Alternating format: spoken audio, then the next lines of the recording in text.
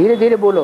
हाँ, first division का अधिकारी कंपनी, फर्स्ट डिवीजन का अधिकारी कंपनी, फर्स्ट डिवीजन का अधिकारी कंपनी। अरे धीरे धीरे बोलो। फर्स्ट डिवीजन का अधिकारी कंपनी। अधिकारी फर्स्ट डिवीजन के तब बनेंगे जब फर्स्ट क्लास पुरुषार्थ करेंगे। पुरुषार्थ कहा ही जाता है आत्मा के लिए जो किया जाए। अपन को देखना है कि हम 24 घंटे में देह के लिए कितना करते हैं। बाबा तो कहते हैं बच्चे निद्रा जीत बनना है, तो निद्रा देह के लिए लेते हैं या आत्मा के लिए लेते हैं? 6-8 घंटे तो देह के लिए निकल गई है, अब रह गए 16 घंटे। तो 16 घंटे में भी देखें कि देह के लिए हम कितना करते हैं। क्या? पुरुष अर्थ, पुरुष माने आत्मा, अर्थ माने लिए, और देह के लिए हम कितना टाइम देते हैं।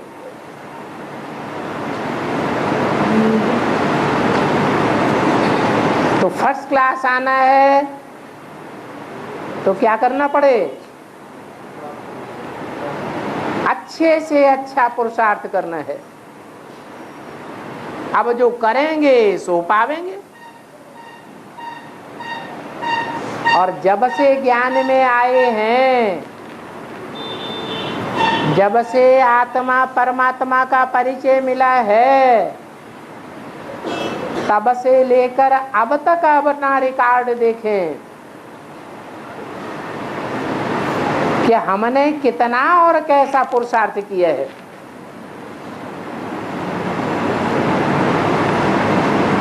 क्योंकि लंबे समय का पुरुषार्थ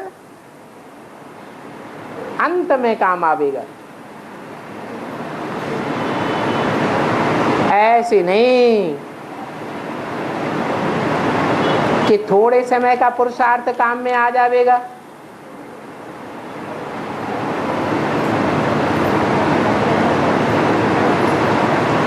इससे साबित होता है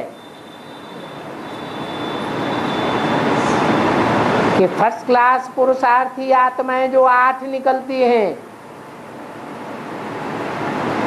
जो धर्मराज की सजाएं भी नहीं खाती हैं,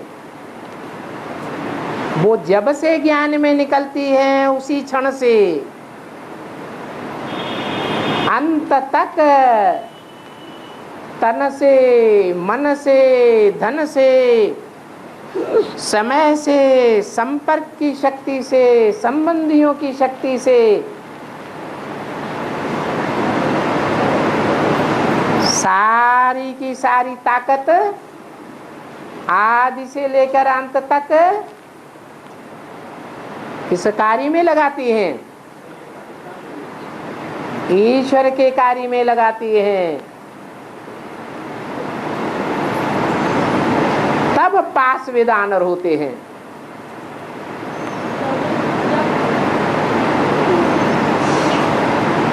तो जैसा पुरुषार्थ करेंगे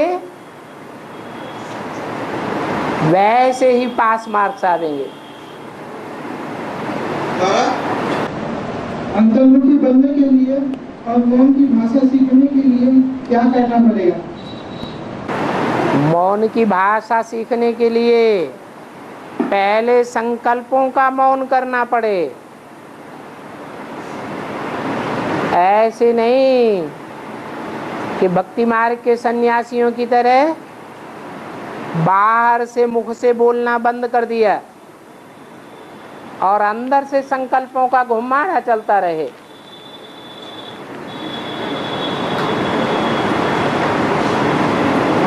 संकल्प भी जाम होना चाहिए।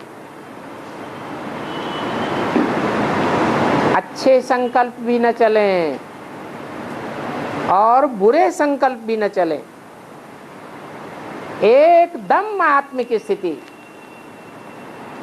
मैं आत्मा ज्योति बिंदु, मेरा बाप ज्योति बिंदु, एकदम निराकारी स्टेज। तो जरूर निराबाह, निर्विकारी, निरहंकारी बन जाएंगे। और परमात्मा के स्टेज के जैसा परिणाम, परमात्मा की स्टेज का, परमात्मा के स्टेज के जैसे परिणाम हासिल कर करें। उनका नाम ही है परमात्मा। जो भी आत्माएं हैं, उन आत्माओं के बीच में, अर्थात पार्टधारी आत्माओं के बीच में परम पार्ट बजाने वाली आत्माएं एक्टर्स है ना। ये सृष्टि रूपी रंगमंच है। इस रंगमंच पर भांति भांति के एक्टर्स हैं। उन एक्ट करने वाले एक्टर्स के बीच में जो परम पार्ट बजा के दिखाता है, और पार्ट भी कैसा, श्रीमत के अनुकूल पार्ट हो, श्रीमत के विपरीत पार्ट न हो।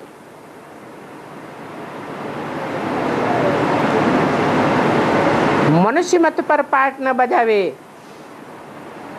मन मत पर पार्ट न बजावे। और वो तो तभी हो सकता है जब ईश्वर के ज्ञान की धारणा रग रग में भरी हुई हो।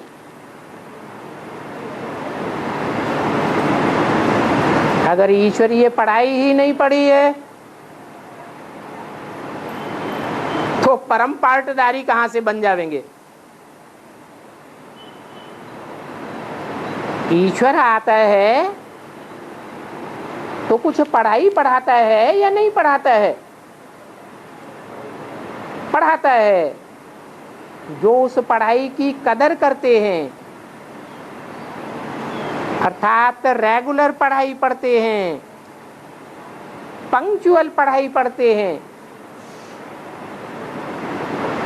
और पढ़ाई पढ़ने के साथ साथ उस पढ़ाई को जीवन में धारण भी करते हैं। पढ़ाई के 4 सब्जेक्ट्स हैं: ज्ञान, योग, धारणा, सेवा।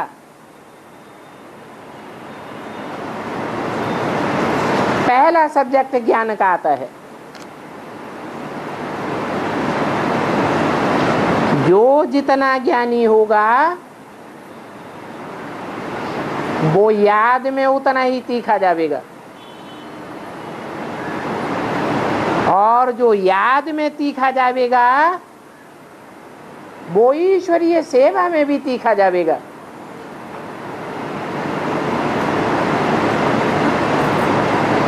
सेवा करने वालों में धारणा भी स्वतः ही आती रहती है।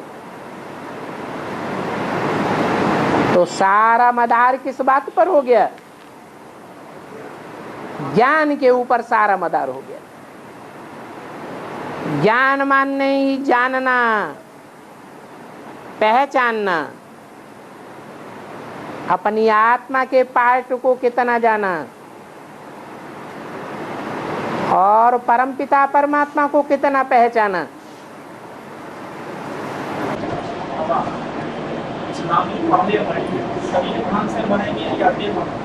देह और शरीर एक ही बात तो है। देह को ही शरीर कहा जाता है। देह भान से मरने का मतलब है कि आत्मा के सिवाय और कुछ याद न रहे। जैसे देवताएं होते हैं सतयुग त्रेता में, उनको 24 घंटे अपनी आत्मिक स्मृति ज्योति बिंदु सितारा याद रहता है। दूसरों को देखते हैं तो भी ज्योति बिंदु आत्मा को देखते हैं, देह की तरफ उनका कोई आकर्षण नहीं जाता। तो ऐसी स्मृति की स्टेज बनाएंगे तब कहेंगे देह से मर गए। आत्मिक स्थिति में रहने वालों की भूख भी खत्म हो जाती है, प्यास भी नहीं लगेगी, निद्रा भी नहीं आवेगी। देवताएं सोते हैं क्या? उनको थकान होती है क्या? क्यों नहीं थकान होती है? क्योंकि थकान देह को होती है या आत्मा को होती है? देह को थकान होती है।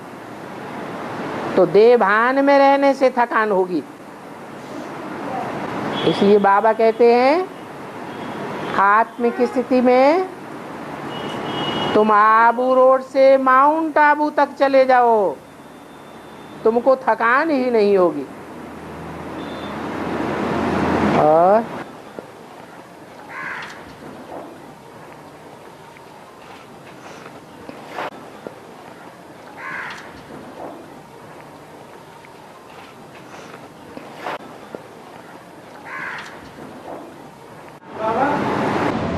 कल्याणकारी श्री बाबा की कितने बच्चे कल्याणकारी?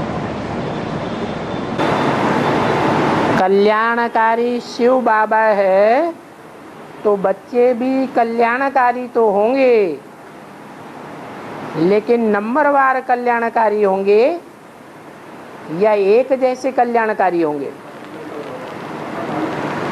और नंबरवार कल्याणकारी भी वही होंगे जो अपने कल्याण की परवाह भी न करें। ऐसा अखूट निश्चय बैठ जावे स्वयं के ऊपर कि मैंने तो पाना था सो पा लिया, अब मुझे अपनी कोई परवाह नहीं। जैसे शिव है, शिव इस सृष्टि पर आता है तो बच्चों से कोई आशा करता है क्या? जैसे लौकिक दुनिया में बाप होते हैं तो बच्चों से आशा करते हैं कि मैं बूढ़ा हो जाऊंगा तो ये बच्चे मेरी परवरिश करेंगे। तो बड़े बच्चे से ज्यादा आस रहती है। क्यों? क्योंकि लौकिक को आप जानते हैं कि बड़ा बच्चा जल्दी बड़ा हो जाएगा, धंधे देवरी को संभाल लेगा, मैं तो बूढ़ा हो जाऊंगा। तो लौकिक बाप में देहभान होता है, इसलिए उनको ये चिंता रहती है। ये तो पारलौकिक बाप है, इसको अपनी देह है ही नहीं। ऐसे ही बच्चे भी ईश्वरीय सेवा में ऐसे तल्लीन हो जावे जैसे देह देह नहीं, फिर बाप बाप नहीं, बच्चा बच्चा नहीं, स्त्री स्त्री नहीं, सब देह के संबंध खत्म। एक बाप दूसरा न कोई।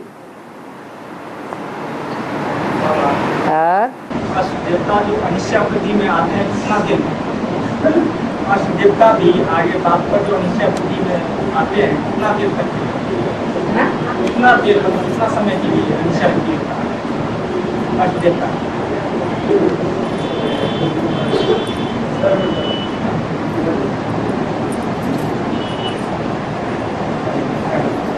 निश्चय बुद्धि विजयते, ये गाया हुआ है।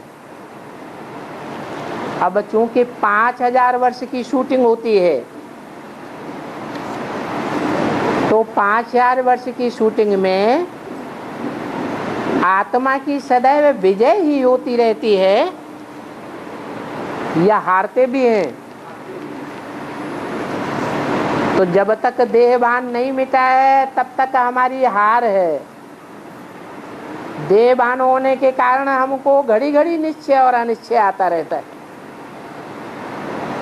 बाप के ऊपर निश्चय आता है तो हमारी विजय है, अनिश्चय आता है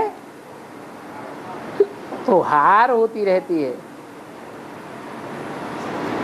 जब हम निरंतर समय के लिए, सदा काल के लिए निश्चय बुद्धि बन जाएंगे, तब हमारी विजय ही विजय होगी और हम विजय माला के दाना बन जाएंगे। और बाबा के समान अखंड राजी और परोपकारी कब बनेंगे? जब शिव बाबा की तरह देह अभिमान से रहित तो हो जाएंगे। संगम युग में मिलने वाले संदेश, संगम युग में मिलने वाले संदेश और साक्षात्कार का क्या ट्रांस संदेश? जो ट्रांस संदेश है वो भक्ति मार्ग में भी चलता रहा है। जैसे यहाँ ज्ञान मार्ग में जब आरंभ हुआ था संगम युग के आदि में, तो फाउंडेशन भक्ति मार्ग का था या ज्ञान मार्ग का था? है भक्ति मार्ग का फाउंडेशन था। तो दुनिया में 63 जन्मों में, अर्थात द्वापर और कलयुग में जो बंद आंखों के साक्षात्कार होते रहे, मीरा को हुए, सूरदास को हुए, तुलसीदास को हुए, रैदास को हुए, ऐसे ही साक्षात्कार यहाँ ज्ञान मार्ग में भी होते रहे। उन साक्षात्कारों से कोई फायदा नहीं होता है, सिर्फ थोड़े समय की खुशी मिल जाती है, अल्पकाल की। फायदा तब होता है जब वो भक्ति मार्ग के साक्षात्कार ज्ञान मार्ग के बुद्धि के साक्षात्कार में बदल जाते हैं। बुद्धि से ये अनुभव होने लगे कि भगवान बाप कैसे आकर स्वर्ग की रचना करते हैं, कर रहे हैं,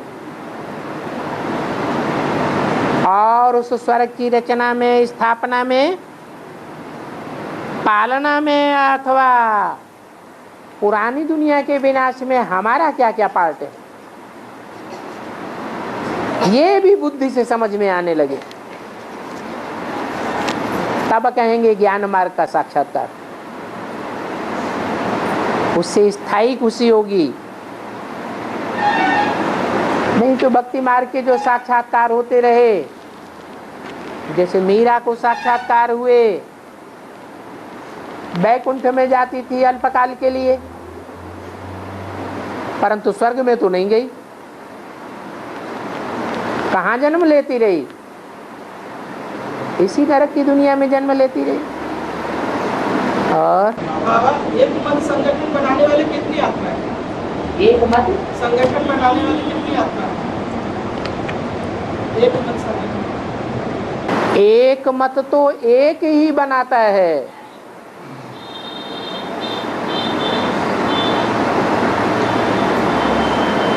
दो होंगे तो द्वैतवाद पैदा कर देंगे।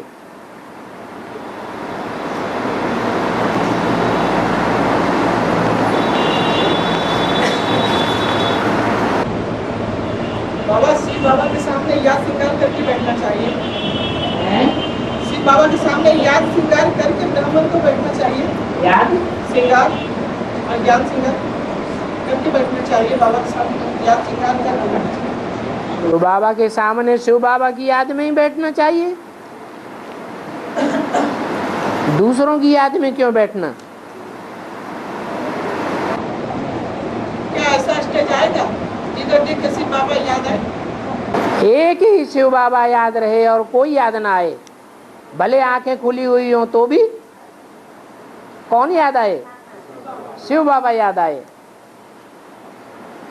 Practice makes a man perfect.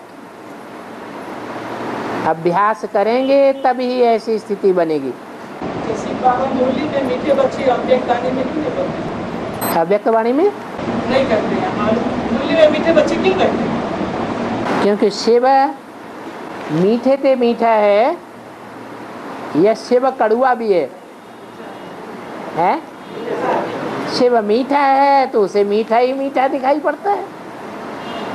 Shiv नई दुनिया बनाते हैं या पुरानी दुनिया बनाते हैं? जो नई दुनिया मीठी दुनिया बनाने वाला है उसे बच्चों का रूप भी आदि का दिखाई पड़ता है। वर्तमान रूप नहीं देखते हैं बच्चों का। कौन सा रूप देखते हैं? जो नई दुनिया का नया रूप है वो उनको दिखाई पड़ता है। इसलिए शिव बाबा के मुख से मीठे मीठे बच्चे निकलते हैं। जो देह अभिमानी सांडे हैं उनको तो शिव बाबा देखते ही नहीं। किनको देखते हैं?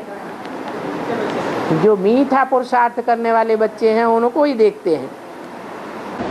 अच्छा बाबा, शिव बाबा की तीसरी दुनिया में कौन ब्राह्मण झूठ बोलते हैं? सूर्यवंशी तो हो ही नहीं सकते हैं। हो ही नहीं सकते। शिव बाबा की तीसरी दुनिया में कौन ब्राह्मण झूठ बोलते हैं? बाबा की शिव बाबा की तीसरी दुनिया में कौन ब्राह्मण झूठ बोलते हैं? तीसरी दुनिया माने का क्या? ये ब्राह्मण के एडवांस स्टेज की बात है। एडवांस के बच्चे। हाँ, सूर्यवंशी तो हो ही नहीं सकते, झूठ बोल ही नहीं सकते हैं, तो कौन ब्राह्मण झूठ बोलते हैं किसी दुनिया में? अभी तो सारे ही झूठ हैं या झूठ की दुनिया में कोई सच्चा है? अभी तो सारे ही झूठ हैं। पतितों की दुनिया में सब पतित होते हैं और पावन दुनिया में सब पावन ही पावन होते हैं। हाँ, पतित दुनिया को पावन बनाने वाला एक ही बाप है और बनाता भी एक के द्वारा है, अनेकों के द्वारा नहीं बनाता है। जिसे एक के द्वारा बनाता है वो बाप ही यज्ञ पिता कहा जाता है। यज्ञ कहा ही जाता है स्वाहा करने को। तन भी स्वाहा, मन भी स्वाहा, धन भी स्वाहा, सारा समय भी उस ईश्वरीय सेवा में स्वाहा। जो संपर्क में आने वाले हैं उनकी शक्ति भी स्वाहा, और जो संबंधी हैं या संबंध में आने वाली आत्माएं हैं उनकी शक्तियां, सारी शक्तियां ईश्वरीय सेवा में स्वाहा।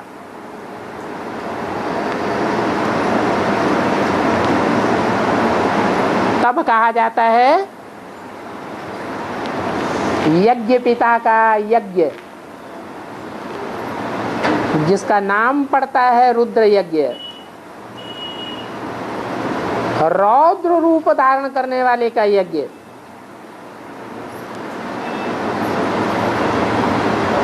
सूर्य स्वयं जलता है तब संसार को तपाता है।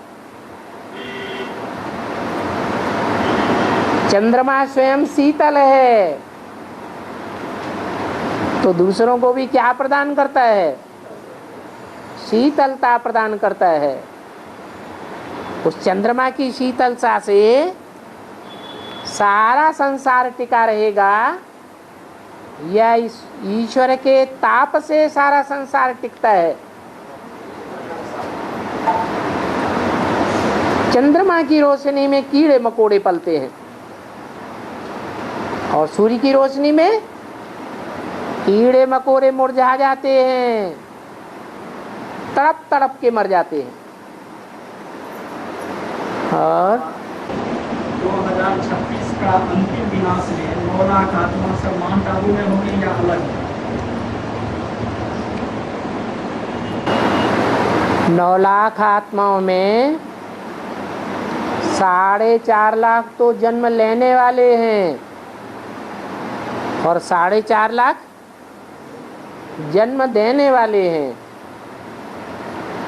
तो जन्म लेने वाले हैं वो तो सूक्ष्म वतनवासी होंगे या माउंट आबू में होंगे, होने की तो बात ही नहीं।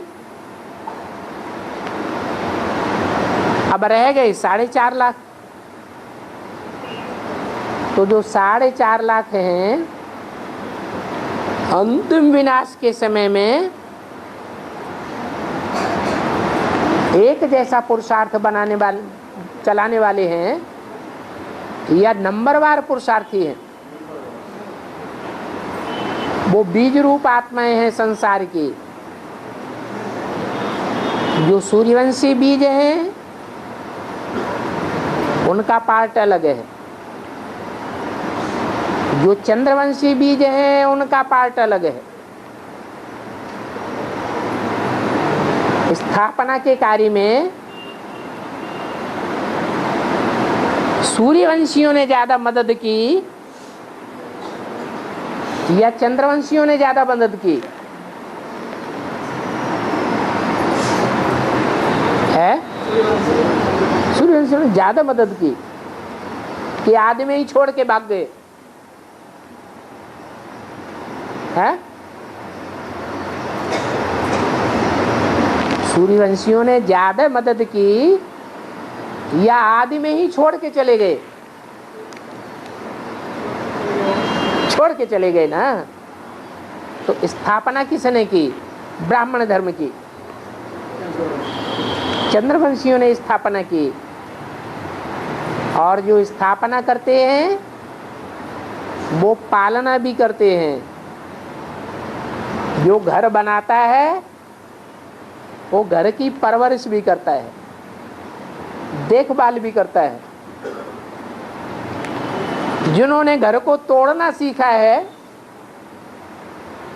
या तोड़ने वाले हैं उनको मकान का कुछ ज्यादा महत्व होता है या बनाने वालों को ज्यादा महत्व होता है? बनाने वालों को ज्यादा ममत्व रहता है। इसलिए जो ब्रह्मा स्थापनाकारी वो ही ब्रह्मा पालनाकारी विष्णु बनता है। अर्थात ब्रह्मा सो विष्णु कहा जाता है। तो विजयमाला के मणके कहाँ से आवेंगे? जो विकारों पर जीत पावेंगे पहले पहले, और विकारों पर जीत पाने वाले ही स्वर्ग के संगठन में आवेंगे। वो बैठ करके माउंट आबू में तपस्या नहीं करेंगे। वो कौन से देश में जावेंगे? है नहीं, जमुना का कंठा गाया हुआ है। दिल्ली है स्थापनाकारी, माउंट आबू में तो तपस्या चलेगी।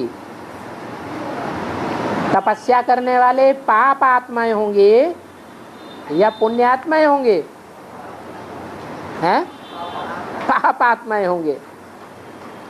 अंत तक तपस्या चलती रहेगी।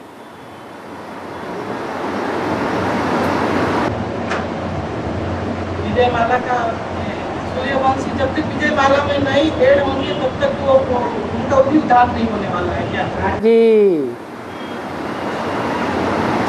माता गुरु बिगर उद्धार हो नहीं सकता।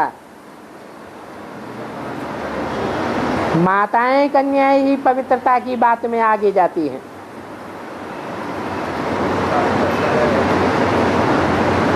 वो ही पवित्रता पर विजय दिलाने वाली है।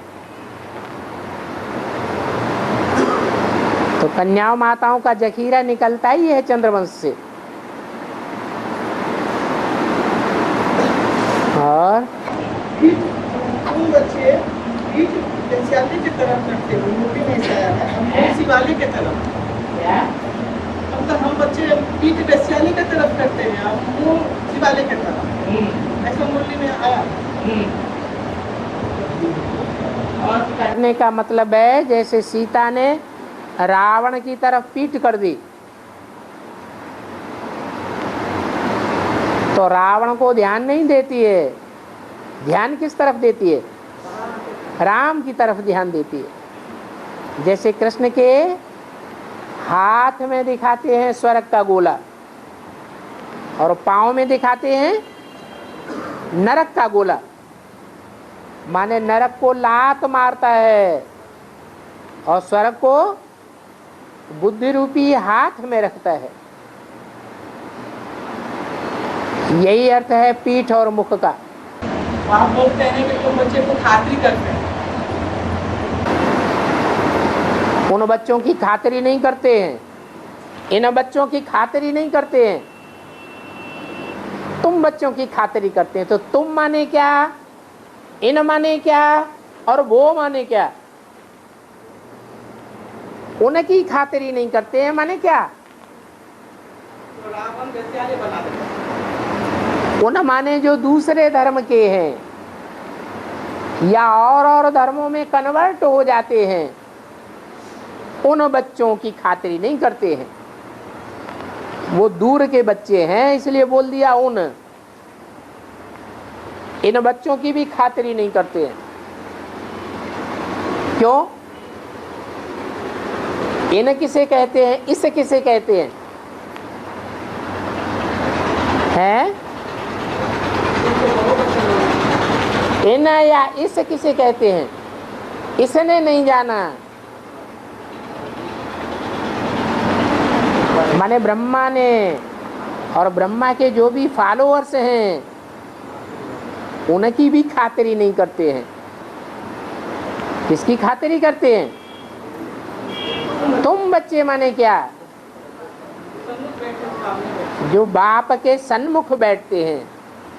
सन्मुख का मतलब ये नहीं है नाक से नाक भिड़ा के बैठ गए। सन्मुख मन बुद्धि से होता है या शरीर से होता है? हाँ, मन और बुद्धि से अर्थात दिल से जो सन्मुख हैं, दिल से विमुख नहीं है। नहीं तो क्या होता है? मुख में राम बगल में छुरी, ऐसी बात नहीं है तुम बच्चों की। तुम बच्चों का मतलब ही है तन से, मन से, धन से, समय से, संपर्क से, संबंधियों से सदैव सन्मुख हाजिर रहना। संकल्प मात्र भी विरोधी न बनना। अगर संकल्प भी बाप के संकल्प के विरोध में आते हैं तो सन्मुख हैं या विमुख हैं?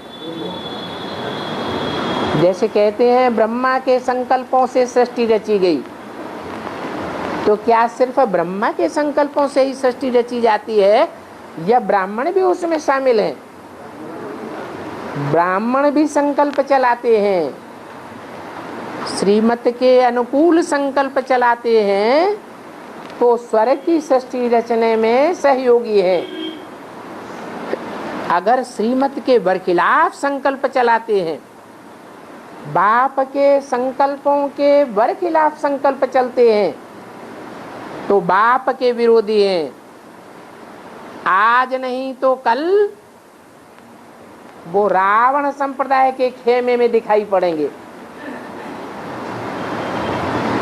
अनिश्चय बुद्धि विनश्यते हो जाएंगे। अब इतना प्रश्न पूछ लेते हैं, पेन गाड़ी लाते हैं तो पूछ लेते हैं, तो आपके सामने बैठते तो आपके स्थिति हो जाती, सब हो जाती। परम धाम वासी बाप है,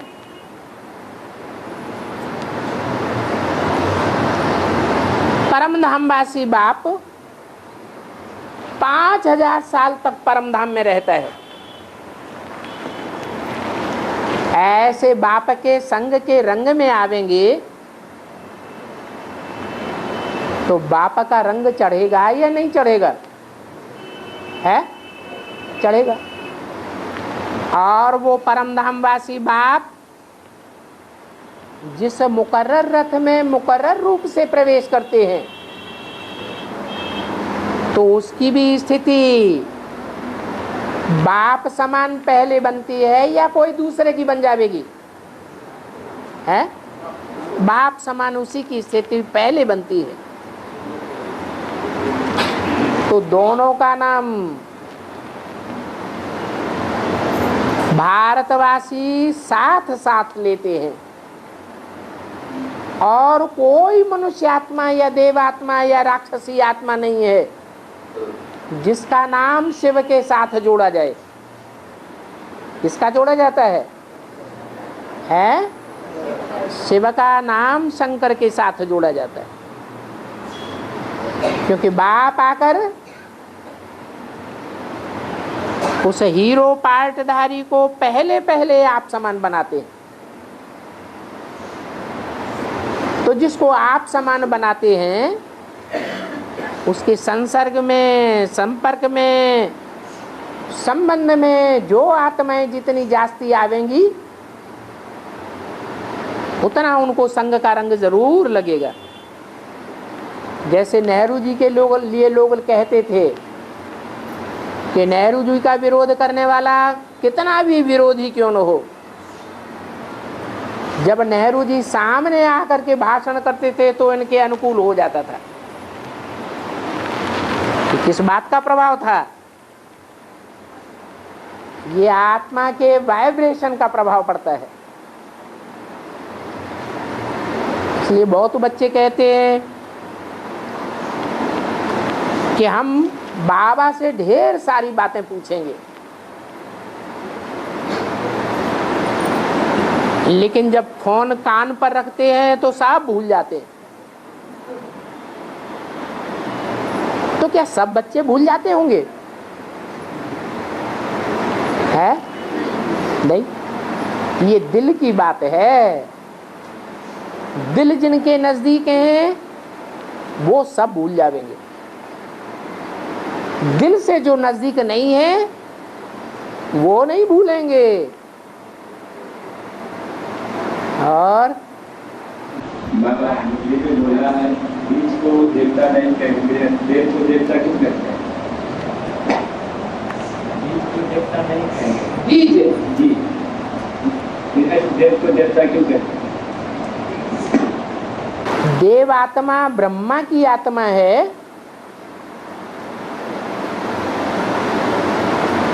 या देव आत्मा के बाप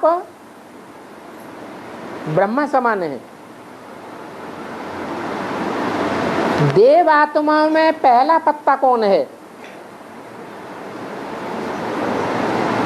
कृष्ण उर्फ ब्रह्मा की आत्मा। देव आत्माएं बुद्धू होती हैं या बुद्धिमान होती हैं? तो देवात्माएं तो बुद्धू हैं। उनको जो जन्म देने वाले बाप हैं वो बुद्धिमान बाप के बुद्धिमान बच्चे हैं। वो सारी सृष्टि के बीज हैं, नई सृष्टि के पत्ते नहीं हैं। बीज में ज्यादा ताकत होती है या पत्तों में ज्यादा ताकत होती है? बीज में बहुत जास्ती ताकत होती है। और अच्छे अच्छे बच्चे जो हैं वो अपनी तैयारी कर रहे हैं। सुदामा काफी विशाल गाया हुआ है, चावल मुट्ठी ले आए। हाँ, जो अच्छे अच्छे बच्चे हैं भले गरीब हैं, उनके पास बहुत कुछ नहीं है, अरबपति करोड़पति नहीं है, गरीब हैं, तो थोड़ा भी यज्ञ में देते हैं तो उनको महल मिल जाते हैं। हद में भी लगता है और बेहद में भी ये बात लगती है। हद में चावल मुट्ठी का गायन है और बेहद में 2 प्रकार के चावल हैं, एक दाई मुट्ठी में, एक बाई मुट्ठी में। दाई मुट्ठी में है विजयमाला के मणके और बाई मुट्ठी में है रुद्रमाला के मणके। दोनों प्रकार के मणके देह अभिमान के छिलके से रहित हो चुके हैं।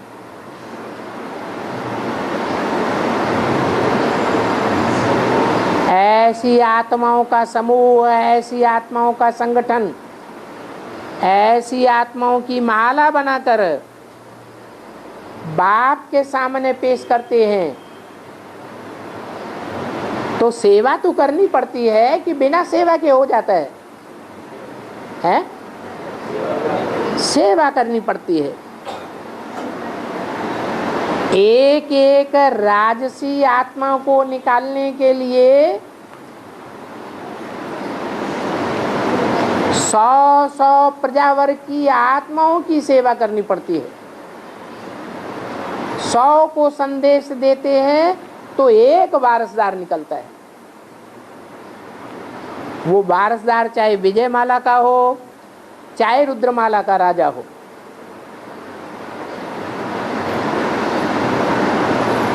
तो जो गायन है 2 मुट्ठी चावल का,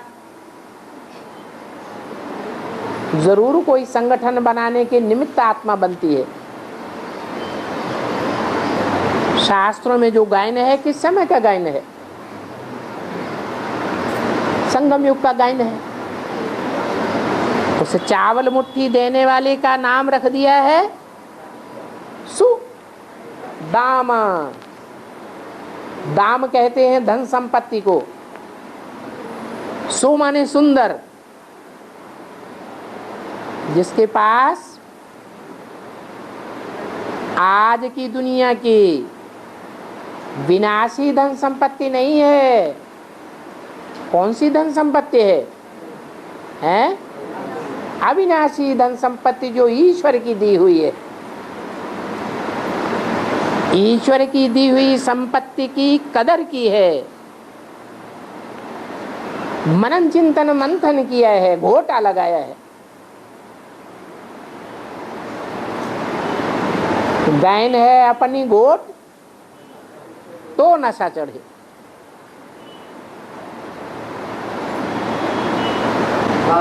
तुलसीदास चंदन घिसे तिलक देत रघुवीर।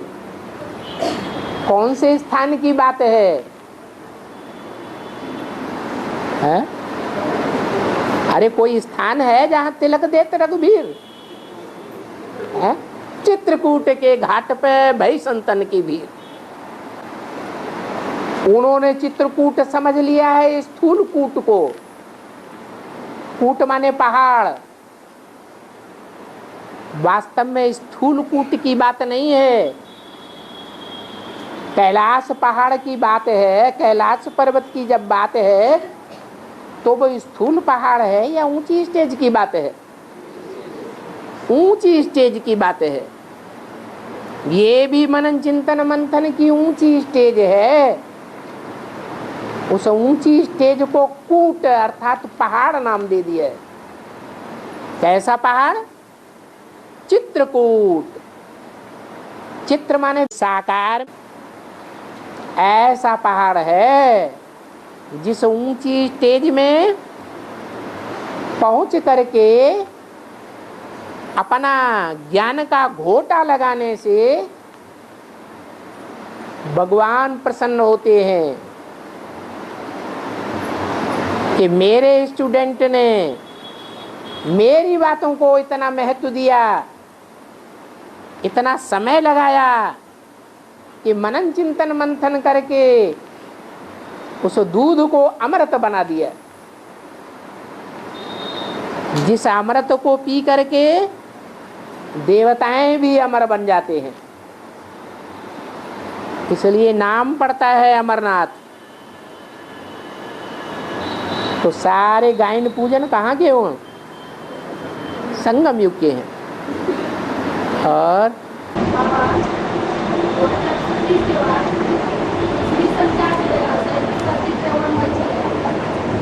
36 के बाद कौन सा इसमें सब चलेगा?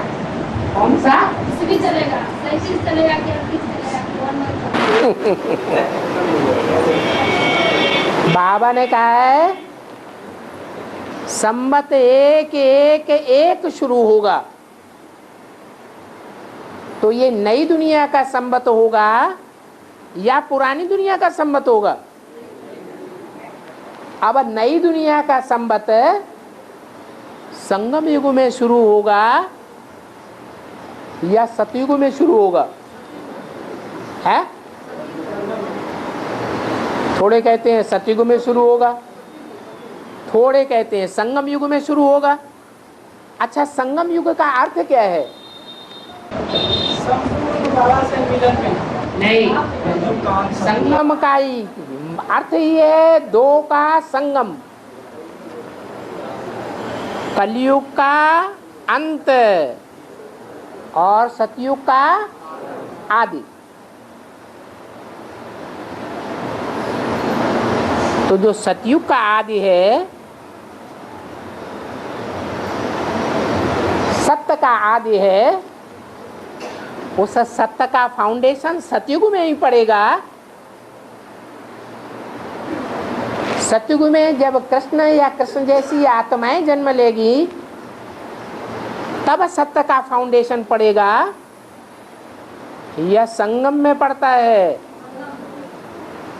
और संगम में सत्य का फाउंडेशन डालने वाली कृष्ण जैसी आत्माएं होती हैं या उनको जन्म देने वाली आत्माएं होती हैं। कौन सत्य का फाउंडेशन प्रैक्टिकल में डालती हैं? है?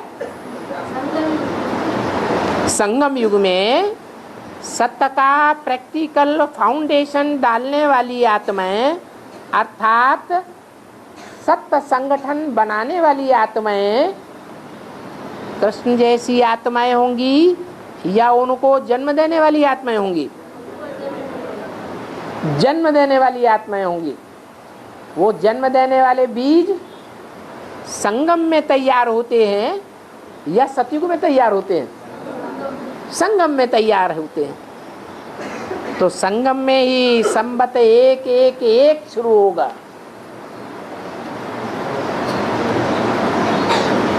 नया संबत शुरू होगा, वो सतयुग में शुरू नहीं होगा। सतयुग की कोई भी हिस्ट्री शास्त्रों में नहीं है। बैकुंठ की, स्वर्ग की अथवा जन्नत की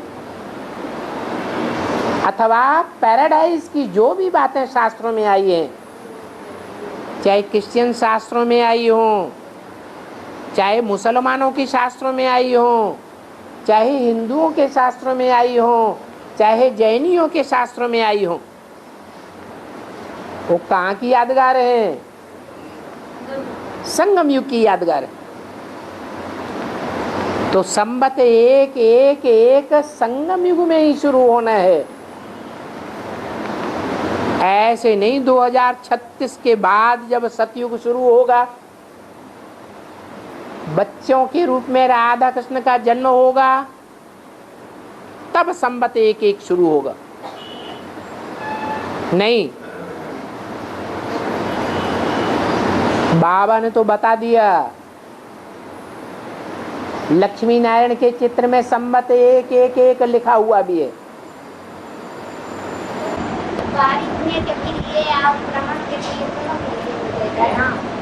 ब्राह्मण के लिए क्यों जगह, बाहरी दुनिया के लिए मिलेगा। नरक की दुनिया के बीच स्वर्ग का वर्षा देता हूँ तुम बच्चों को। केवल ब्राह्मण के लिए होगा ना संबत के। नरक की दुनिया भी है, उस नरक की दुनिया के बीच स्वर्ग का वर्षा ऐसे ही मिलेगा जैसे पाकिस्तान में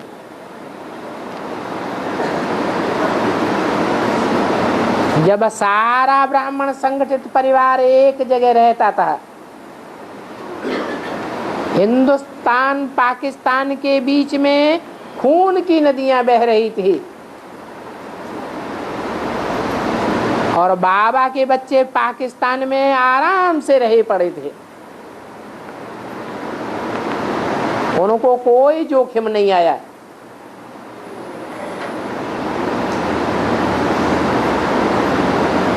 तो वो एक मॉडल तैयार हो गया, यादगार बन गई, परंतु वो मॉडल था, वास्तव में स्वर्ग नहीं स्थापन हो गया।